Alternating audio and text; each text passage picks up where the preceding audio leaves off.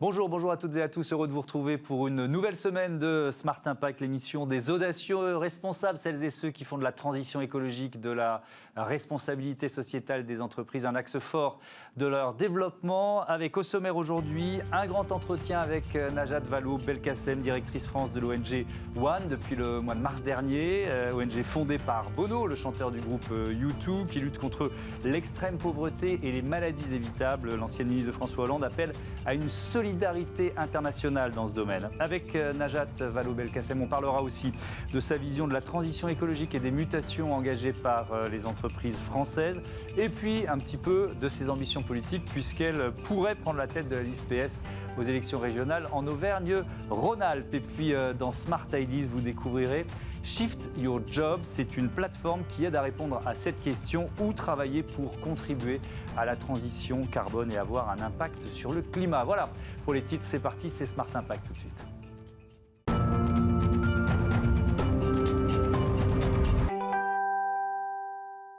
Bonjour Najat Vallaud-Belkacem, bienvenue. Bonjour, vous merci. Publiez chez Librio Objectif 2030, un monde sans extrême pauvreté. Et puis je rappelle que vous êtes donc la directrice France de cette ONG One. Vous dites que le monde d'aujourd'hui a plus que jamais besoin de solidarité internationale. Est-ce que c'est un constat qui est notamment lié à la pandémie de Covid-19 ? Alors c'était un constat qui valait déjà avant que n'éclate cette pandémie, mais honnêtement qui est renforcé évidemment, qui est mis en exergue, puisque finalement ce qui est mis en exergue dans cette crise, c'est aussi nos interdépendances.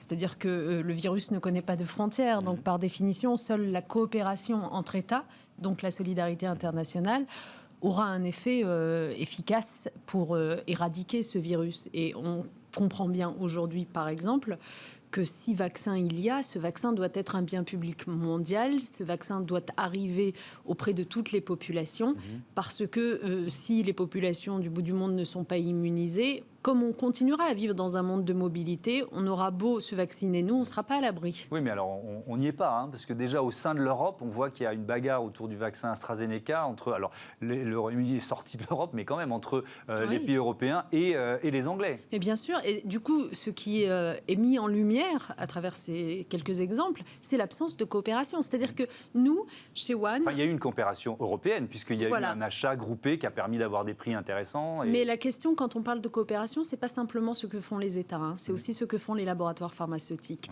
Nous, chez One, voilà des mois et des mois que nous plaidons, par exemple, pour que, dès lors que les laboratoires pharmaceutiques ont collecté de la part des États des milliards de dollars d'argent public, c'est 10 milliards au bas mot d'argent public qui ont été mis dans l'appui à la recherche, le développement, la production de ces vaccins, eh bien, il faut que les laboratoires pharmaceutiques rendent des comptes, et les laboratoires pharmaceutiques doivent veiller à ce que, finalement, ces vaccins ne soient pas détournés au profit d'intérêts privés, et notamment de leur rentabilité. Donc, la question pour nous, depuis des mois, c'est de dire, faites toute la transparence sur la tarification, sur la répartition des doses, et surtout, partagez vos droits de propriété intellectuelle. Lorsque le premier laboratoire arrive à trouver un vaccin qui marche, il faut que les capacités de production soient très grandes et à travers le monde entier.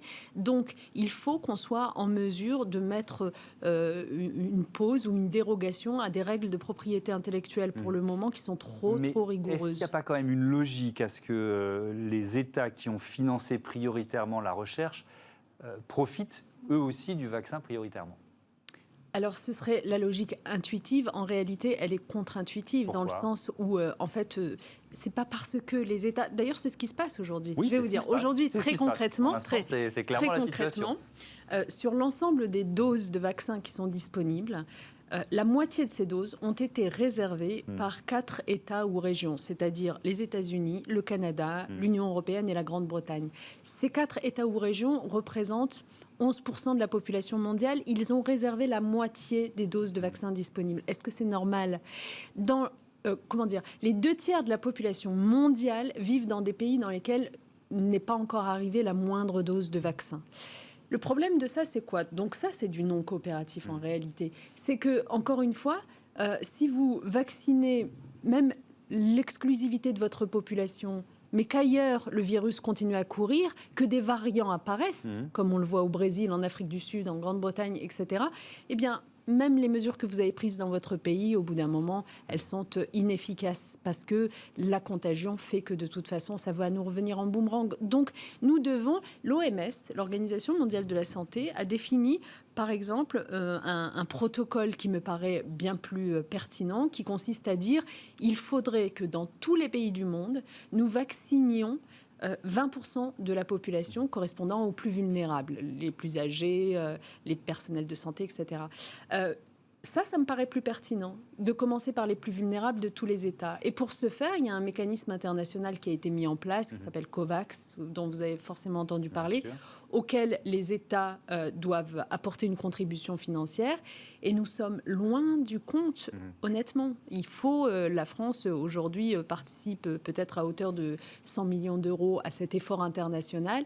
Normalement, sa quote-part devrait être d'1 milliard d'euros. Donc, il faut vraiment aller plus loin et l'assumer. Qu'est-ce qui freine les États, d'après vous ? C'est l'enjeu politique ? Le fait de ne pas oser dire à son opinion, vous aurez peut-être moins de doses à court terme, mais pour reprendre votre raisonnement, c'est un enjeu à long terme sur lequel il faut s'engager ? En fait, je voudrais vraiment bien me faire comprendre. Il faut distinguer d'une part le fait pour un État riche comme le nôtre, par exemple, de pré-réserver des doses de vaccins. Et donc, sachez-le, nos États européens ont d'ores et déjà réservé l'équivalent de 3 fois leur population en doses de vaccins. 3 fois leur population. Le Canada, 8 fois sa population. D'accord ? Donc on a surréservé. Et c'est un problème parce que dans un premier temps, compte tenu des capacités de production limitées, il n'y a pas des milliards de vaccins. Donc on a surréservé ces doses de vaccins.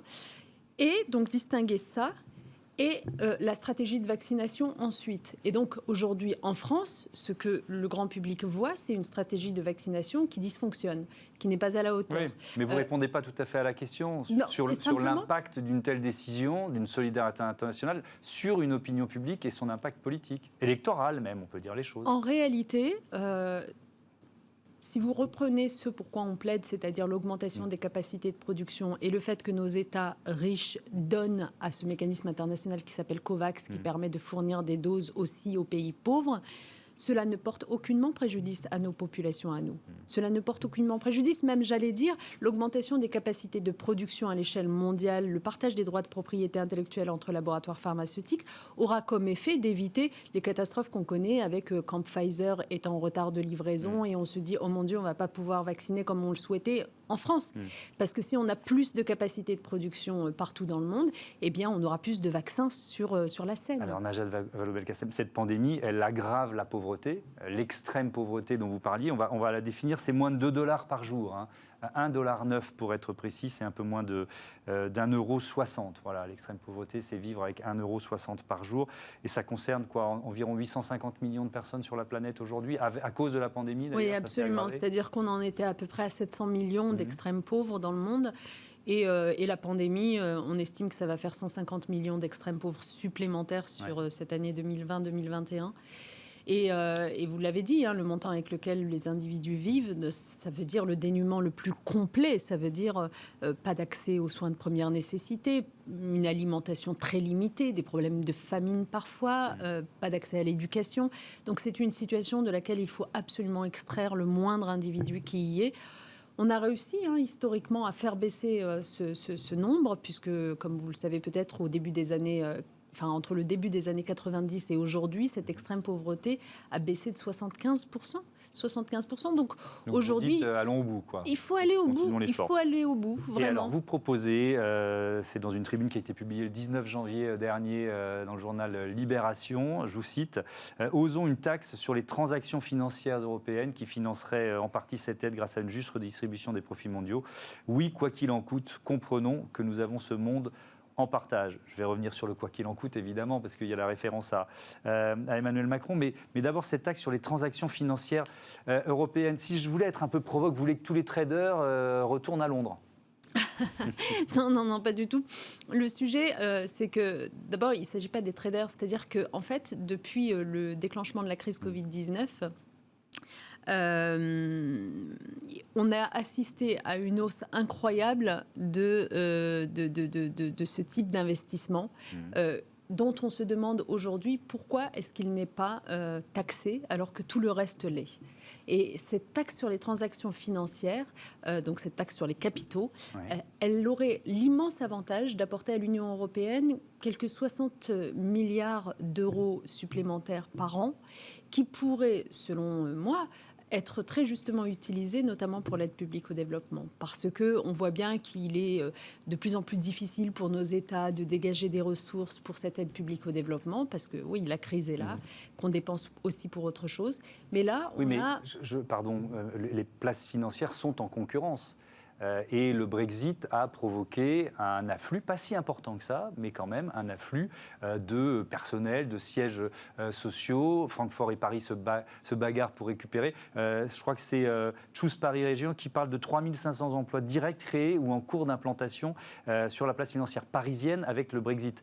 Il y a un risque, si vous créez une taxe financière européenne, que ces emplois repartent à Londres. C'était l'argument qu'on avait utilisé, enfin qu'avaient utilisé ces détracteurs au moment où a été créée la taxe sur les transactions financières en France, puisque comme vous le savez, nous en avons une, et ça ne s'est absolument pas avéré. Et je pense que justement, il faut regarder l'histoire, ce qui a été réalisé, et se rendre compte qu'aujourd'hui, de toute façon, on a besoin de ressources publiques plus importantes, et que ces ressources publiques, elles ne peuvent pas venir indéfiniment de l'augmentation des impôts, pour le coup, soit sur les individus, soit sur les entreprises, et qu'il faut aussi taxer les capitaux, évidemment.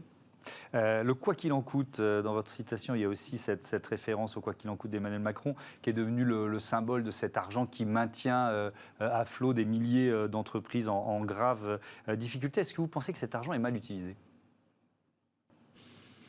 Pas nécessairement. Je pense, vous savez, je ne suis pas toujours d'accord avec ce que fait ce gouvernement, vous l'aurez compris, mais je pense qu'en matière économique et sociale, dans les grandes lignes, depuis le déclenchement de la crise, on a eu beaucoup de chance d'être en capacité d'offrir le chômage partiel, d'avoir une protection sociale, de venir en aide à un certain nombre de secteurs économiques. Cela étant, il y a des angles morts quand même dans cette politique, et notamment sur la question sociale. On l'a vu, la pauvreté, la situation des étudiants ou des jeunes de moins de 25 ans à qui on refuse toujours de donner des moyens de subsistance qui pourraient être, par exemple, un RSA ouvert aux moins de 25 ans. Tout ça, c'est des réponses qui ne sont pas apportées par le gouvernement et c'est dommage.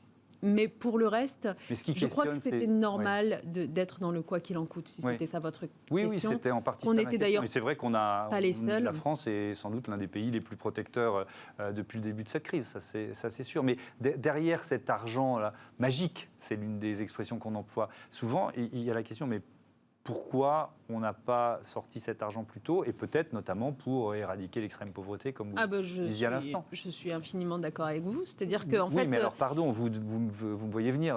Vous avez été aux affaires pendant plusieurs années avec François Hollande, et la gauche a été aux affaires pendant 20 ans sur les 40 dernières années. Mais quand je dis je suis d'accord avec vous, c'est que je pense que cette crise du Covid-19 aura l'immense avantage de nous avoir fait prendre conscience qu'on vivait dans un monde de règles et de carcans qui nous empêchaient de faire des choses qu'il faut absolument remettre en question aujourd'hui, puisque voilà, confronté à une urgence vitale.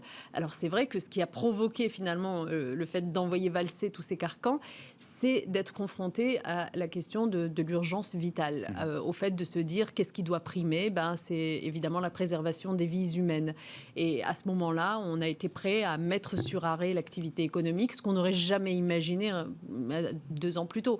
Bon, donc je pense que normalement, on doit ressortir de cette crise avec une autre vision de la façon dont le capitalisme fonctionne, une autre vision de la façon dont nos services publics sont absolument essentiels et doivent être raffermis plutôt qu'appauvris, et aussi une autre vision de la hiérarchie des valeurs dans notre société, de quel métier mérite d'être payé un peu plus et d'autres sans doute un peu moins. Enfin, je veux dire, c'est des sujets absolument fondamentaux qui étaient un peu tabous jusqu'à présent. Je crois que la crise du Covid-19 a permis de lever des tabous. Dans cette émission, on reçoit beaucoup de chefs d'entreprise, de directeurs RSE qui s'engagent dans la transition écologique. On a clairement dépassé la prise de conscience et dans beaucoup d'entreprises, on est passé aux actes. Est-ce que ça vous rend optimiste d'une certaine façon ? Vous parliez du modèle capitaliste, sur la capacité de ce modèle à évoluer, à se transformer. Pour être tout à fait franche avec vous, moi j'ai beaucoup évolué puisque vous me disiez, rappelez-vous que vous avez été en responsabilité politique. C'est vrai que j'ai été en responsabilité politique. C'est vrai aussi qu'à partir de 2017, je me suis donné la possibilité, et j'ai bien fait, je crois, d'aller vivre d'autres expériences et de passer notamment 2 ans dans le secteur privé où j'ai pas mal travaillé, dans notamment un institut de sondage, voilà, dans une entreprise qui fait notamment des sondages, mais plus généralement des enquêtes pour comprendre les sociétés. C'est une multinationale, donc à l'échelle du monde. Et dans ce cadre, j'ai été amenée à travailler avec pas mal d'entreprises sur les questions de responsabilité sociétale aussi. Et je dois vous avouer que ma perception de ce sujet a évolué dans le sens où je vois beaucoup mieux à quel point les entreprises peuvent être des acteurs du changement aujourd'hui. Non pas que je les sous-estimais par le passé, mais j'avais cette vision où évidemment c'était d'abord l'intérêt financier, l'intérêt, la rentabilité qui l'emportait toujours sur tout. Je crois aujourd'hui que notamment du côté des grandes entreprises qui aussi peuvent se le permettre, il faut le dire les choses comme cela, il y a une capacité à agir sur son environnement et une façon de l'assumer de plus en plus. Vous évoquez la transition écologique, mais par exemple, je suis très investie à titre personnel sur l'emploi des réfugiés. Et j'ai eu beaucoup d'occasions de discuter avec des entreprises qui, au fond, sont apparus assez rapidement convaincus de la nécessité de faire quelque chose sur ce sujet, alors que ce n'est pas des sujets faciles, honnêtement, quand on prend le débat public. Et j'ai trouvé beaucoup de courage dans un certain nombre de grandes entreprises qui ont décidé d'assumer, de réserver des emplois à des réfugiés, parce qu'il n'y a pas qu'au pouvoir public de gérer cette question de l'inclusion des réfugiés, parce que une fois qu'il est en emploi, le réfugié apparaît un peu moins comme un poids sur nos systèmes de sécurité sociale, etc. Donc j'en ressors assez agréablement. Est-ce qu'en ressortant justement muni de cette expérience, enrichi de cette expérience, vous diriez que le levier économique ou le levier du monde économique peut être plus efficace que le levier politique pour la transition écologique notamment? Eh bien, prenons la transition écologique. C'est clair, c'est vraiment très clair que lorsqu'une entreprise d'une certaine taille s'engage sur ces questions de transition écologique, elle va avoir un impact double. Elle va avoir un impact sur ses employés, très direct. Et souvent, d'ailleurs, les employés, pour avoir fait pas mal d'enquêtes d'opinion, y compris au sein des entreprises, ça, je m'en suis rendu compte, sont fiers que leur entreprise prennent le taureau par les cornes sur des grands sujets de société qui nécessitent de voir le monde autrement et de s'y impliquer. Ça crée un sentiment d'appartenance à une communauté au sein de l'entreprise, une fierté, c'est très valorisant. Et deuxièmement, puis évidemment, ça attire aussi un certain nombre de nouveaux employés de la jeune génération qui est particulièrement sensible à tout cela, comme vous le savez, à l'éthique des entreprises. Et deuxièmement, un impact sur ses consommateurs. Et ça, je crois en effet à la capacité de transformation des perceptions des entreprises en direction de leurs consommateurs. Oui, vous dites que la mutation, elle se fait aussi sous cette double pression. Absolument. Des consommateurs et des salariés qui sont les uns et les autres des citoyens. Alors oui, absolument, mais vous voyez, souvent on pense les consommateurs comme acteurs de pression sur les entreprises. Mais ce que je suis en train de dire là, c'est que parfois, c'est les entreprises qui, par leur comportement vertueux, vont changer les perceptions des consommateurs d'une façon vertueuse. Et ça, je trouve que c'est quand même très intéressant. Parce que, précisément, n'apparaissant pas comme des acteurs politiques. Malheureusement, la politique est quand même assez déconsidérée dans notre monde et dans notre pays, passant souvent pour cherchant à vous vendre quelque chose, à vous imposer quelque chose. Les entreprises ne sont pas vécues comme ça. En fait, les gens ont une meilleure opinion des entreprises, bien souvent, que des hommes et des femmes politiques. Je ne devrais pas dire ça, c'est terrible, mais c'est ainsi. C'est de la lucidité. Du coup, lorsqu'une entreprise s'engage en direction d'une économie décarbonée, etc., ça impulse quelque chose, je trouve. Mais vous croyez quand même encore dans le pouvoir des politiques pour changer le modèle ou pour le faire évoluer? Je pense qu'en fait, on est complémentaires. On est totalement complémentaires. Mais il faut qu'on apprenne à travailler les uns et les autres dans cette complémentarité. Souvent, les responsables politiques ignorent, et d'ailleurs, je m'en suis fait l'écho, y compris à titre personnel à l'instant, c'est-à-dire ignorent la capacité énorme d'action des entreprises. Ou ne savent pas comment la prendre. Il faut dire que comme les pouvoirs publics sont aussi dans une relation aux entreprises qui est une relation de mise en place de règles fiscales, etc. Enfin, il y a aussi une relation qui est complexe. Mais il faut néanmoins avoir cette recherche de complémentarité. L'action politique reste quand même le centre de ce qui permet de faire changer un pays et une société. Donc, évidemment. C'est pour ça que vous y replongez, ou vous allez peut-être y replonger, parce que c'est pas encore officiel, mais vous serez sans doute tête de liste pour le Parti socialiste aux élections régionales en novembre. Non, mais c'est loin d'être... Honnêtement, ça n'est pas décidé. Je veux dire, c'est une conversation en cours en ce moment avec, pour ce qui me concerne, un maître mot qui est la gauche ne peut y aller que rassembler le plus largement possible. Sinon, ça sert à rien. Voilà. Et d'ailleurs, ce maître mot vaudra pour la présidentielle aussi. Il faut faire extrêmement attention. On ne peut pas se permettre de faire joujou, encore une fois, avec ces élections, dans un moment qui est quand même assez dur. Et on le voit, toutes nos démocraties sont chahutées, tentées par d'autres réponses plus autoritaires. Donc vous irez si vous pouvez faire l'union autour de vous. Moi, je travaille à cette union. C'est ce qui me semble le plus important aujourd'hui. Et puis ensuite, on va voir si le calendrier de ces élections tient aussi, parce que ça aussi, ça pourrait être une certaine insécurité sur le sujet, comme vous le savez. Bon. Mais bon, pour revenir à votre question, c'est clair que dès lors qu'on est convaincu que l'action politique est au centre de ce qui permet de faire changer une société, c'est difficile de rester simplement spectateur de ce qui se passe. Et il y a quand même un appauvrissement ces dernières années, ces derniers temps, du débat public, de l'alternative qui est proposée aux Français. Et il faut absolument qu'on se retrousse les manches les uns et les autres pour aller plus loin, notamment s'appuyant sur cette société civile que j'évoquais à l'instant, faite aussi des entreprises. Merci Najat Vallaud-Belkacem. Je rappelle le titre de ce livre chez Librio, Objectif 2030, un monde sans extrême pauvreté. Et puis il y a aussi publié avec Sandra Laugier, La société des vulnérables, leçons féministes d'une crise. C'est chez Gallimard dans la collection Tract. Merci beaucoup. Merci à bientôt à sur Bismart. Allez, tout de suite dans Smart Impact, on vous aide à choisir une entreprise responsable.